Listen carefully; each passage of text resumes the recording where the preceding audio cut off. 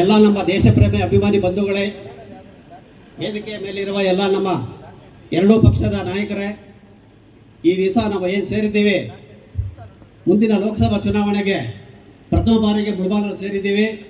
ಇದೇ ರೀತಿ ಸಭೆ ಮುಂದುವರಿಸ್ಕೊಂಡು ನಾವು ಮಲ್ಲೇಶ್ ಬಾಬು ಅವ್ರನ್ನ ನಾವು ಹೆಂಗೆ ಮುನ್ಸಾಮಣ್ಣ ಅವ್ರು ಗೆಲ್ಲಿಸಿದ್ವಿ, ಅದೇ ರೀತಿಯಾಗಿ ಕಾರ್ಯ ವಾಚ ಮನಸ್ಸು ಮಾಡಿ ಎಲ್ಲರೂ ಸೇರಿಕೊಂಡು ಸಮನ್ವಯವಾಗಿ ಪಕ್ಷವನ್ನು JDS ಕ್ಯಾಂಡಿಡೇಟ್ ಆದ ಮಲ್ಲೇಶ್ ಬಾಬು ಅವ್ರನ್ನ ಗೆಲ್ಲಿಸಿ ಮುಂದೆ 3ನೇ ಟರ್ಮ್ಗೆ ಪ್ರಧಾನಿ ನರೇಂದ್ರ ಮೋದಿ ಅವರನ್ನ ನಾವು ಪ್ರಧಾನಿಯಾಗಿ ನೋಡ್ಬೇಕಂತ ಹೇಳ್ಬಿಟ್ಟು ಈ ಸಮಯದಲ್ಲಿ ನಾನು ಕಳಕಳಿಯಿಂದ ಪ್ರಾರ್ಥನೆ ಮಾಡ್ತೀನಿ.